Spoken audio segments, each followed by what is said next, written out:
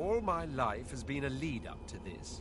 To be the King of Kings, God of Gods. I will not say it was in vain, but if I were to chance upon my throne right now, I would sit down beside it, cast my glance to the horizon, and think of worthier things. I'd think of Sadher, my great love. I'd think of my children, their joyous dance through fiery skies. And of course I'd think of you, of the adventures we had, of our yes, I'd sit there, thoroughly contented, and wait for you to ascend the throne. I know. A mischievous smile. But I do have to add, likewise. Well then, this is, as they say, it. I never dreamed that after all this, I would be standing here with one of your kind.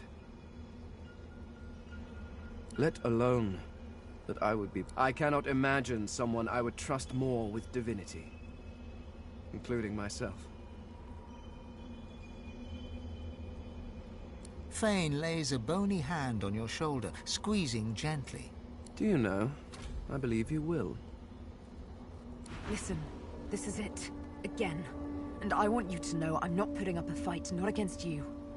My revels are now ended. I've had my vengeance, my life and then, when you told me you loved me, all I want now is for this to end. To be by your side when we wage the final battle.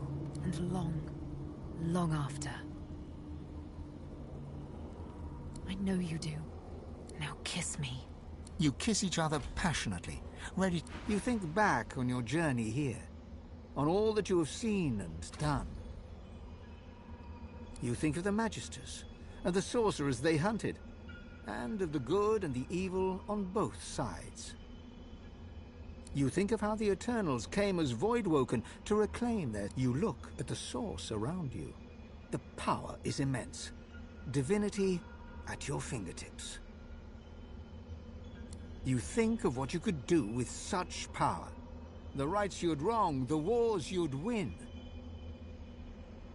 You marvel at your journey and how it has changed you. You think of those you left behind, and of those you met along the way, who stood by you.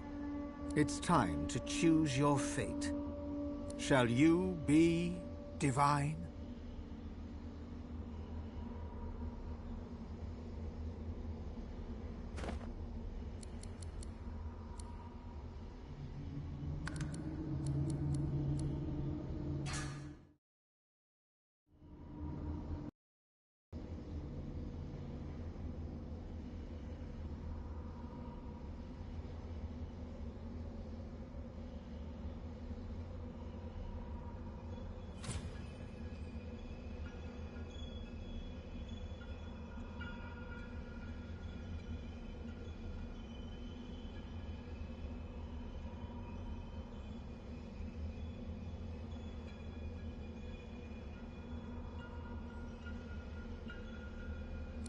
After all that you have been through, and all that you have done, all that you have become, the Aeteran lies in front of you. Divinity is yours to take, or to sacrifice. What you do next decides your own fate. And what shall you do with divinity?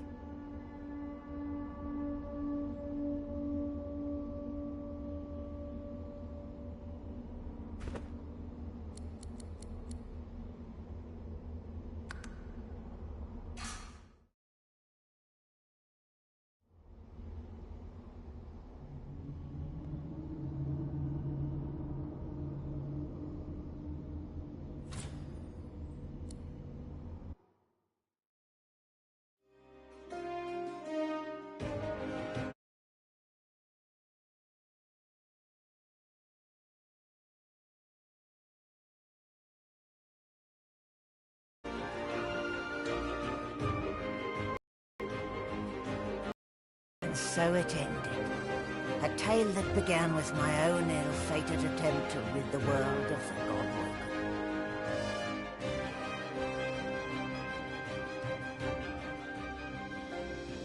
When the dust settled, no new divine had risen. Instead, all Source was released into the world for all the people and every creature to share. Everyone was now a sorcerer. And united, the peoples of Rivellon pushed back the God King into the very depths of the void. This ushered in a new golden age of peace and prosperity. But alas, it was not to last. With many greedy for wealth, power and position, the struggle soon began anew. Source, the very language of creation, was used in violence once more. The never-ending contest for power continued. As for me, my last hope of ever being freed of the God King's terrible tyranny faded when the Godwoken failed to seal the veil. An eternity of pain and suffering is mine, in service of the King, until the day I am freed, the day the God King returns.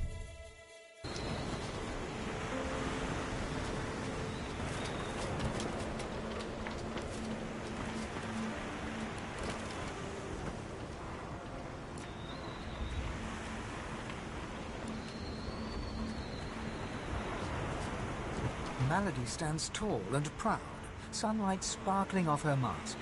From here, she looks almost... Well, here we are again. You, me, and the ship I've saved from... Get an eyeful. I expect it's the last we'll see of each. I have a lot of planning to do.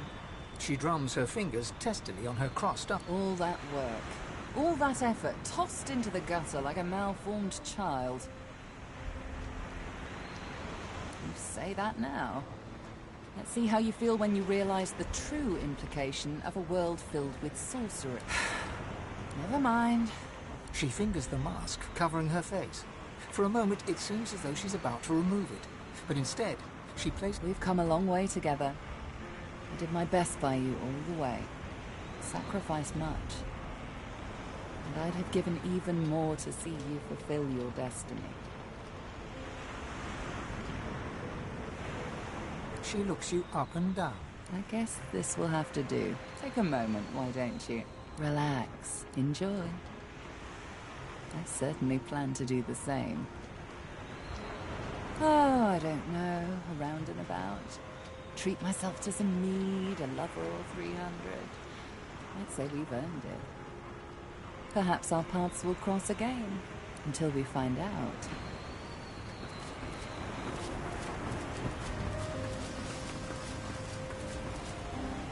Well, look what the cat dragged in. A Godwoken. But what good is it to be Godwoken when... Don't fool yourself. In the absence of a master will rise. As long as there is power, there is conflict. Source for all, it is but the dream of an idiot, who will soon wake to find his wrists in shackles. In that sense, I suppose I should look upon it all as an opportunity. People crave authority. They'll beg for a sorcerer king like me. Please, I'm not a dilettante.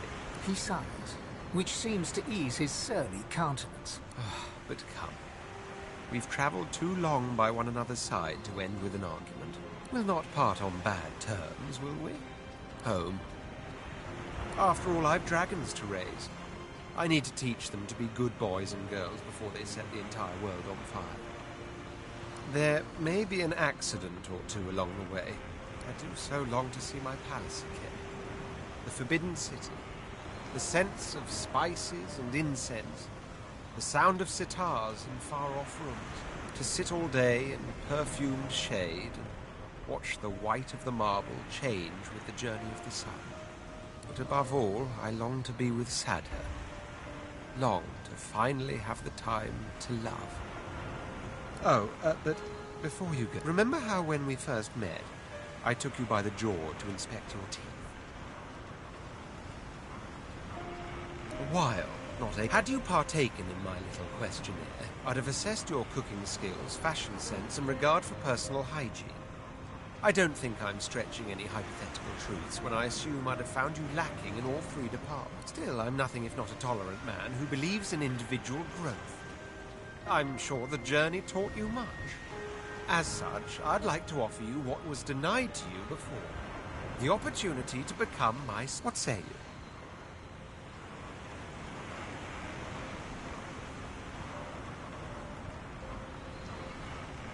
Taken quite by surprise, he staggers back, blood dripping down his nostrils.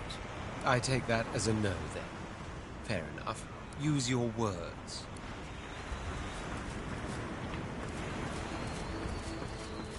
You confronted your demons, in turn to confront Divinity itself. Not that your story is finished, of course.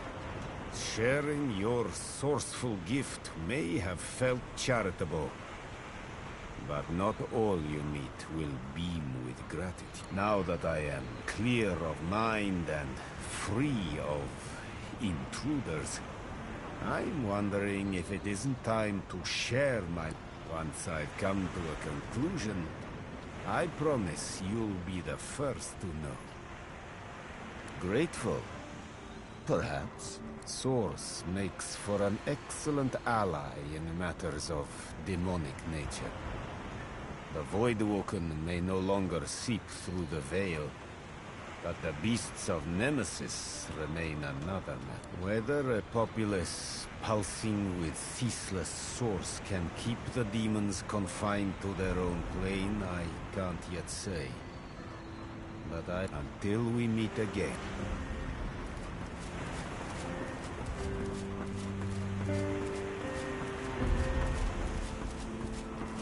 The flaming hatchling bounces and cheeps out of sheer excitement. Mommy! Mommy! Looky, looky! At me! It takes you a moment to realize the egg you've been carrying has hatched at long last. The chick trills contentedly and flaps its tiny feathers in recognition of its proud parent. It seems you've got a new mouth to feed. Mommy! Mommy! Mommy! Look! The chick's joyous flutters long... A world full of sorcerers. That's quite a thing. But don't worry, darling. You're still special to me.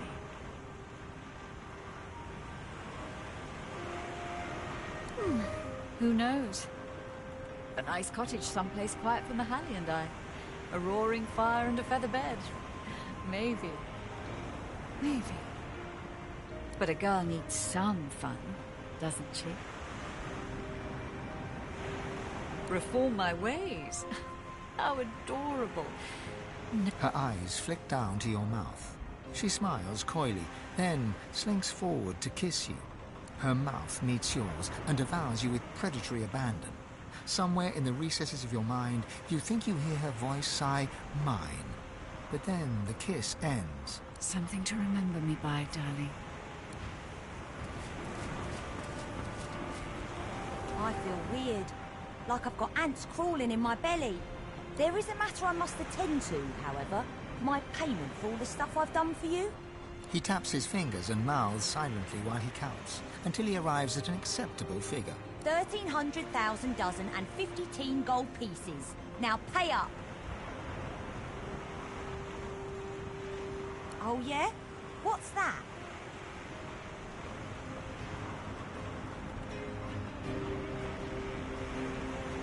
Han ponders your suggestion for all of a second. You got it. But you better believe the bill for that will be a doozy. Now let's see. A dwarf, a demon and a druid walk into a pub.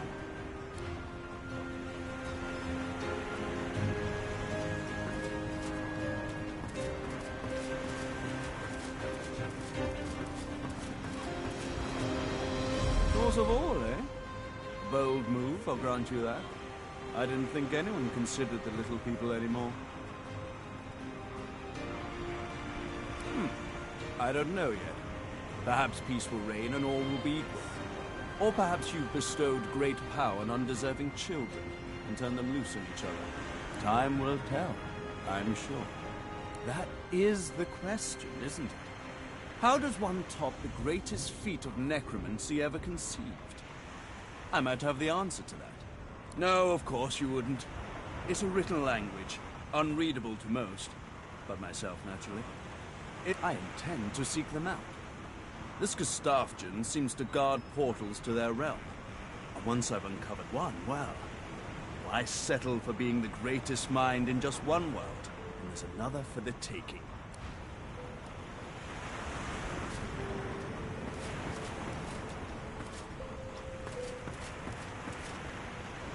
I'm buzzing.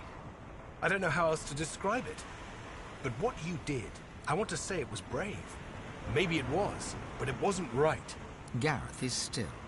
For a moment his mind wanders to memories of friends and enemies, of malady and magisters, of demons and divinity. He is then present once more, though hardly animated. The people of Rivellon will call you their savior. The power is in them, in all of them. And there will come a time when they rebel, and the price will be high. A meaningless promise. You've blessed them and cursed them with a single choice. You didn't reveal your altruism. You revealed your greed.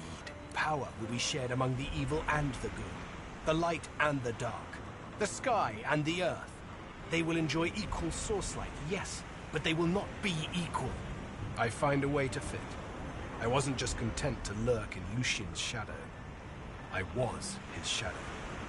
Now I stand in the sun as my own man. So I find out, on my own, away from the storm that surely comes.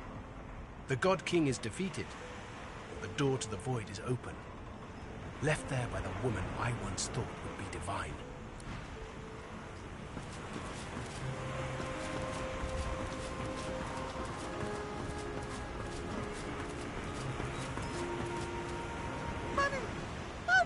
The chick's joyous...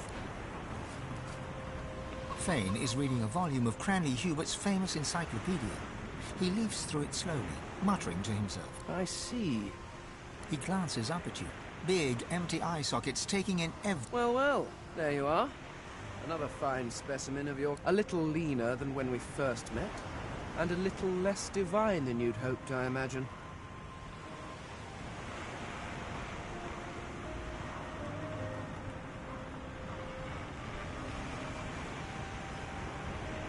As do I, it seems. Whatever that life might be. Fane looks back down to the book, a bony finger running across the... It could have been different, you know? I could have saved them. I could have found a way. I could have done more. So, perhaps could they? Had they decided to live in peace with the mortals of Rivellon, maybe we could have saved them. But they made their choices. And I made mine. No. I imagine you can't. I imagine no one can. But the cards were dealt, and my people got snake eyes. Or something. Learn how the average Rivellonian entertained themselves. Then again, you are no average Rivellonian. Not after this. So, what do you think you'll do now that we live in a world of minute divines?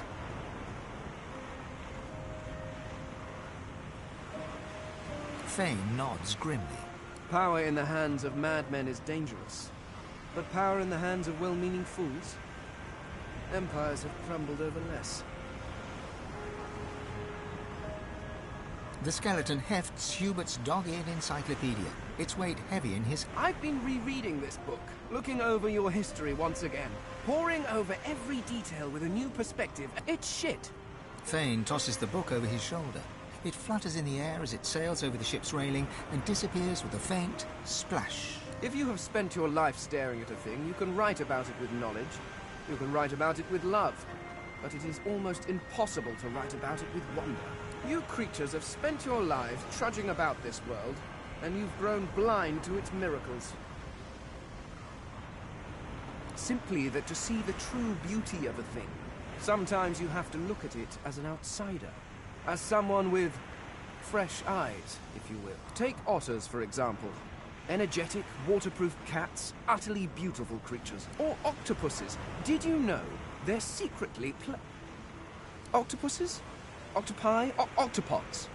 Oh, I shall have to look that up. Regardless, the world is filled with absolutely incredible sights. And who better to catalogue them with the awe they deserve than someone seeing them for the first time?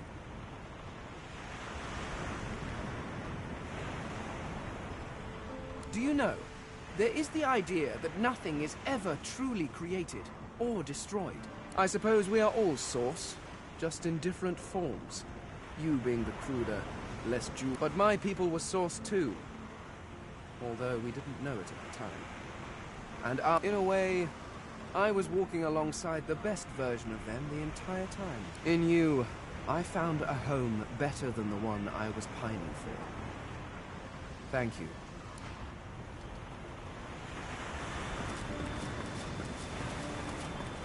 It gives me almost as much pleasure to speak to you.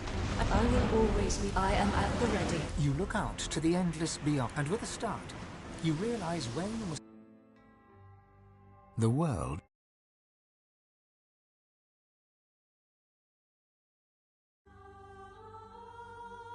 With its significance as the seat of divinity diminished, Arx fell into decline, and within 7 generations had emptied. Few were as prepared for the new world as the lizardkin of the ancient empire. With power spread equally throughout the world, the advantage lay with those who knew how to steal it, and at this the lizards excelled.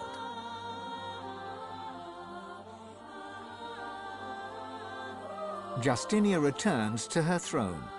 Under her rule, the Dwarven kingdom prospered, until 2 years later a jealous lover stabbed her in the heart with a mutton fork.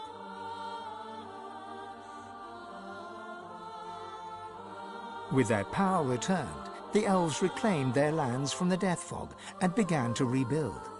Soon they would split as 2 factions sought power, one to bring back the trees, the other to bring back the Scions.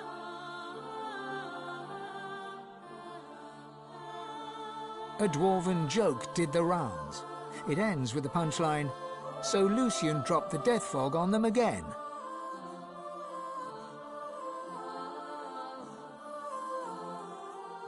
Only Sabine could bring the elves together once more. And in a dark forest on the far side of a desert, well beyond the high seas, the Black Ring came together once more.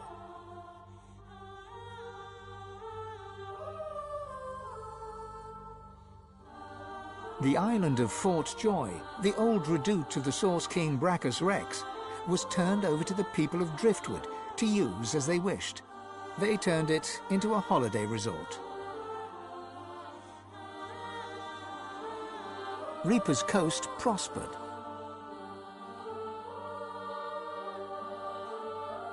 The fisheries returned, and the fertile farmlands produced the greatest harvests the surviving farmers had ever seen.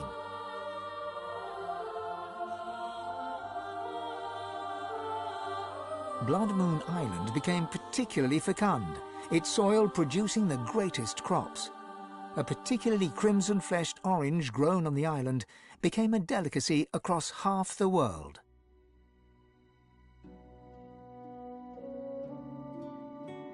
The Black Pits took fire. The oil there burns still.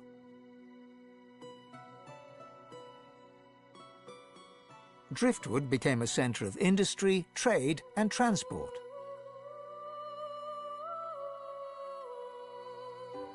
Lohar became mayor, and Brayton Barnes grew rich until, after a public argument over import duties, Barnes died in an accident, buried under several tons of fish, and also stabbed in the back with a gutting knife.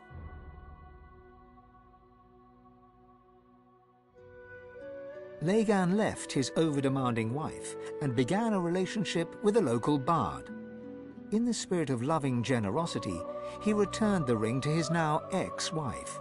In a fit of rage, she threw it into the sea.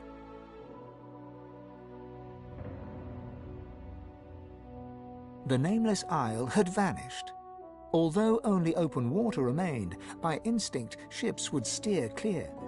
None of the captains could articulate why.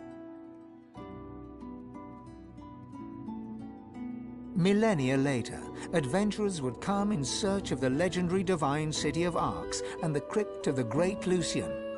None would pass the path of blood. Sir Gareth thanked the surviving Seekers for their service and gave them their freedom. Disillusioned with the rising chaos, he set out alone to find a new purpose. He would never stop seeking. Young Han went into the theatre and became one of the realm's most popular actors. Almira and Mihaili settled in an abandoned homestead. The locals liked and respected Almira. She never wanted for help, and deals always fell to her favor. Outsiders were often suspicious, but no local would speak against her. With no new divine, Malady found herself in a predicament. She had an important problem to solve, but no ally strong enough to call upon, and so her search continued. Having performed the greatest act of necromancy in history, Tarquin found the new world unchallenging. He became obsessed with rumors of another plane of existence. One day he vanished and was never seen again.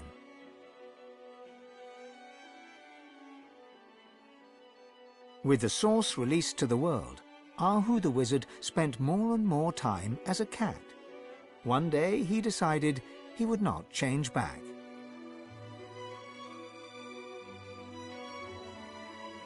Jehan the demon hunter found himself at a loose end, so he opened a museum of demonic artifacts.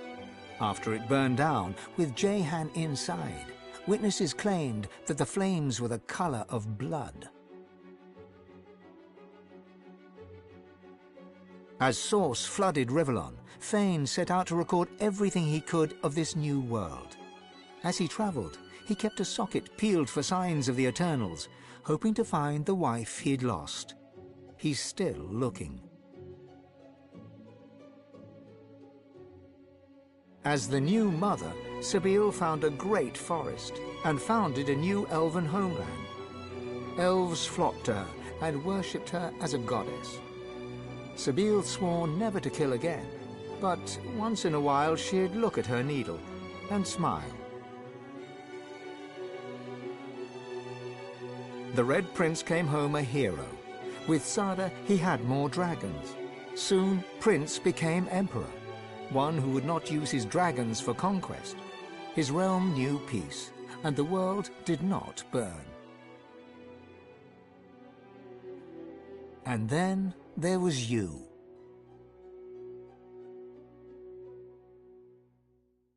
You returned to the world a sorcerer among many. Your future was yours to decide. Did you accept your new status with humility? Only you know the truth. Only you know if you atone for your sins.